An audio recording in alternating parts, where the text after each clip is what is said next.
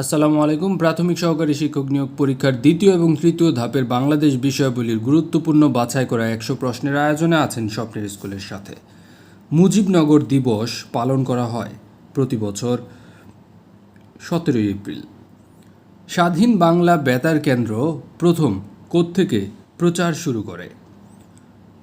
শুরু করে চট্টগ্রামের কালুরঘাট থেকে।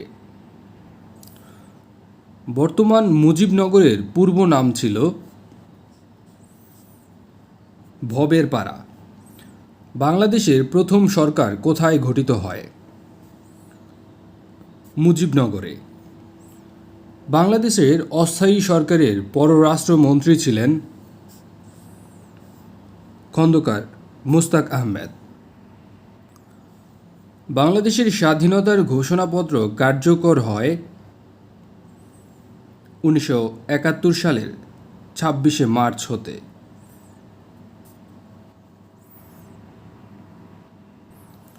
বাংলাদেশের ইতিহাসে 17 এপ্রিল কেন বিখ্যাত? 17 এপ্রিল বিখ্যাত বাংলাদেশের প্রথম অস্থায়ী সরকার শপথ নেন এই দিনে।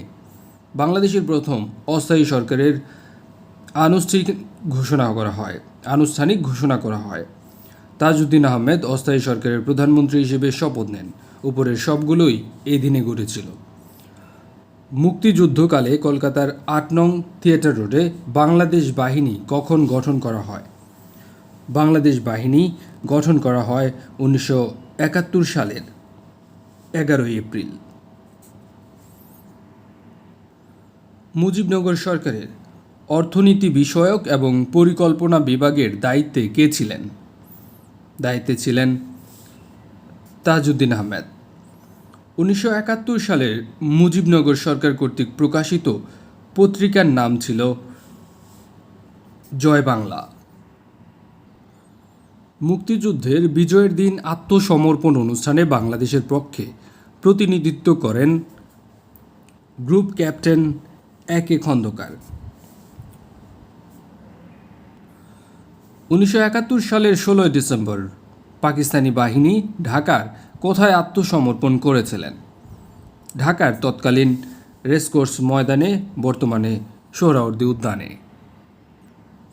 1971 সালে বাংলাদেশে পাকিস্তানি বাহিনীর বর্বরতার খবর প্রথম বহির্বিশ্বে প্রচার করেন কোন সাংবাদিক? Simon ring.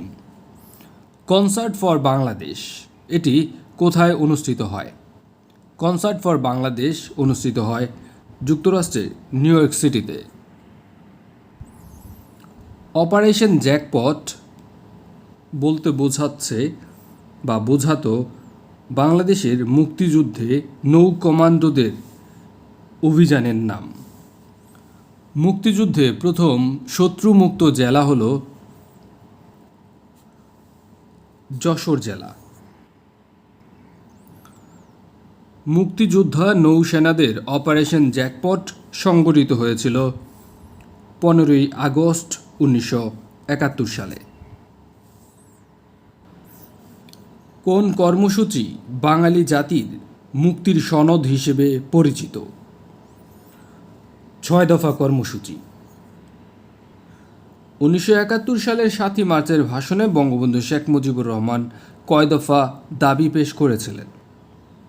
7 মার্চের ভাষণে ছিল 4 দফা দাবি। ঐতিহাসিক 6 দফা দাবিতে যে বিষয়টি অন্তর্ভুক্ত ছিল না বিচার ব্যবস্থা, অন্যদিকে শাসনতান্ত্রিক কাঠামো, কেন্দ্রীয় সরকারের ক্ষমতা, স্বতন্ত্র মুদ্রা ব্যবস্থা, 6 দফা দাবির এই দাবিগুলো ছিল। 1966 সালের 6 দফার কয়টি দফা অর্থনীতি বিষয়ক ছিল? অর্থনীতি বিষয়ক ছিল মোট 3টি দফা। বাঙালির মুক্তির সনদ নামে পরিচিত 6 দফা দাবি এই আন্দোলন কত সালে হয়েছিল? 1966 সালে। আসাদ কবে শহীদ হন? আসাদ শহীদ হন 1969 সালের 20 জানুয়ারি। গণ অভ্যুত্থান দিবস কবে পালন করা হয়? গণ অভ্যুত্থান দিবস পালন করা হয় প্রতি বছর 24শে জানুয়ারি। বাংলাদেশের প্রথম অস্থায়ী সরকার গঠিত হয়েছিল মেহেরপুরে। সর্বদলীয় ছাত্র ঐক্য পরিষদের কয় দফা দাবি ছিল? ছাত্র ঐক্য পরিষদের দাবি ছিল মোট 11 দফা।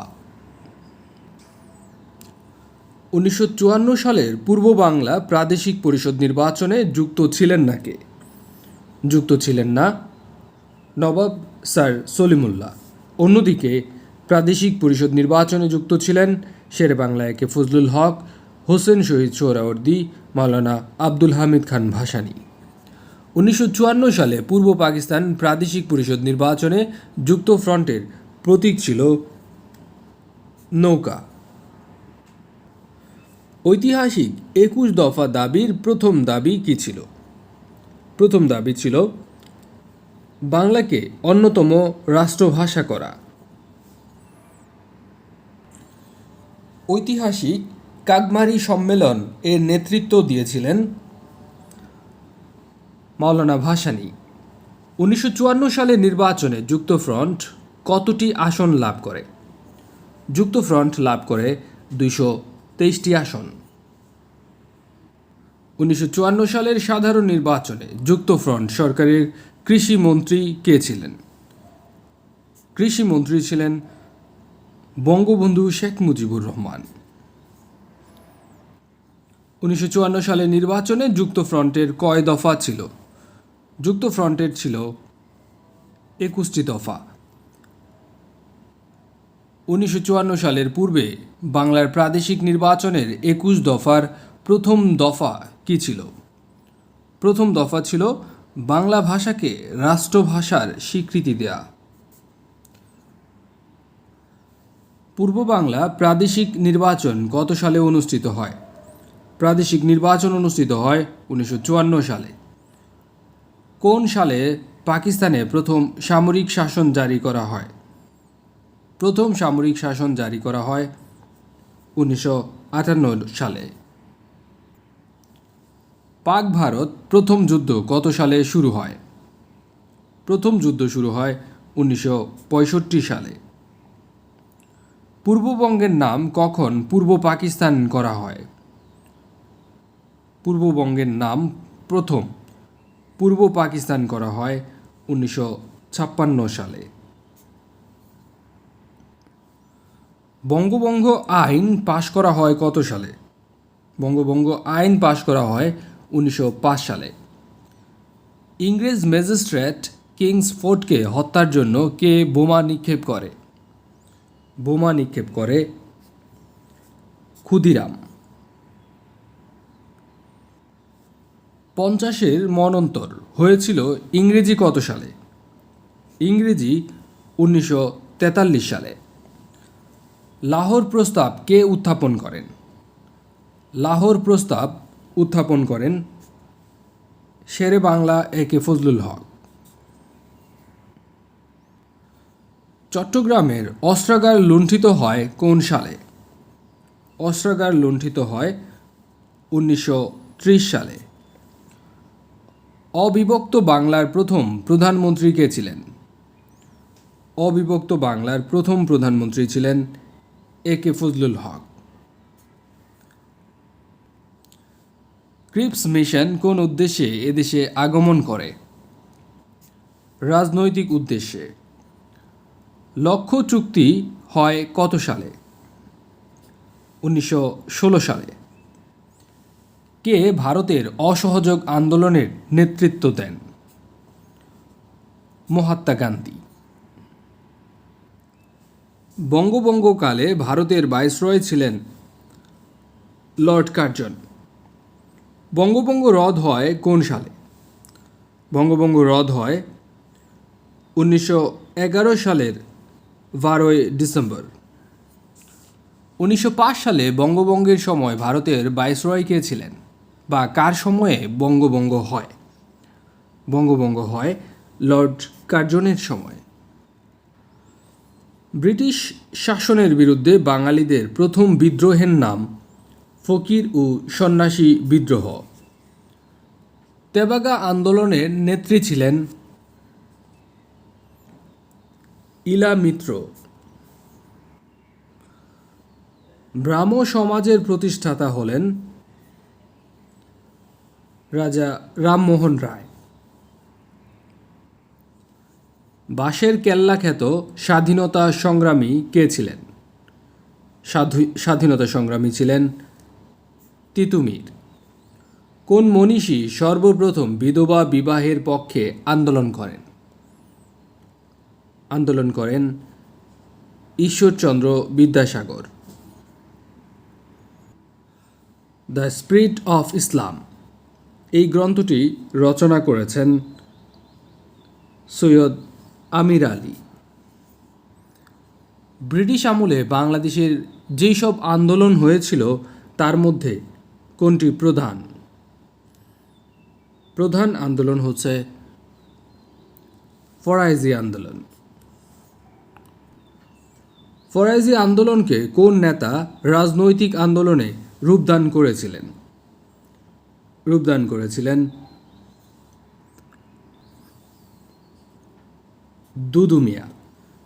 মূলত বাংলার ফরাইজি আন্দোলনের প্রবক্তা হচ্ছেন হাজী শরীয়তুল্লাহ, আর হাজী শরীয়তুল্লাহর মৃত্যুর পর ফরাইজি আন্দোলনকে নেতৃত্ব দিয়েছিলেন তারই পুত্র দুদু মিয়া। সতীদাহ প্রথা বিলোপ সাধন করেন কে এবং কত সালে? বিলোপ সাধন করেন লর্ড ব্যান্টিং 1829 সালে। সিপাহী বিদ্রোহের নেতা কে ছিলেন? সিপাহী বিদ্রোহের নেতা ছিলেন মঙ্গল পাণ্ডে। নিচের কোনটি ব্রিটিশ আমলের স্থাপত্য? কার্জন হল, ঢাকা বিশ্ববিদ্যালয়। সতীদাহ প্রথা রহিত হয় কত সালে? সতীদাহ প্রথা রহিত হয় 1829 সালে। দ্বীন-ই এলাহী নামে নতুন ধর্মের পত্তন ঘটিয়েছিলেন কে? সম্রাট আকবর। বুলবুল-ই-হিন্দ কাকে বলা হয়? বুলবুল-ই-হিন্দ বলা হয় তানসেনকে। যে বিদেশি রাজা ভারতের কোহিনূর মণি এবং ময়ূর সিংহাসন লুট করেছিলেন তার নাম হচ্ছে নাদির শাহ। বাংলা সনের প্রবর্তক হচ্ছেন সম্রাট আকবর, আর সম্রাট আকবর যদি অপশনে না থাকে সেক্ষেত্রে ফতেহুল্লাহ সিরাজি। বাংলাদেশের 12 ভূঁইয়ার অভ্যুত্থান ঘটে আকবরের সময়। ঢাকার ধোলাই খাল কে খনন করেন? ধোলাই খাল খনন করেন ইসলাম খান। মুঘল সাম্রাজ্যের প্রতিষ্ঠাতা কে? মুঘল সাম্রাজ্যের প্রতিষ্ঠাতা সম্রাট বাবর। বাহাদুর শাহ পার্ক অবস্থিত পুরান ঢাকায়।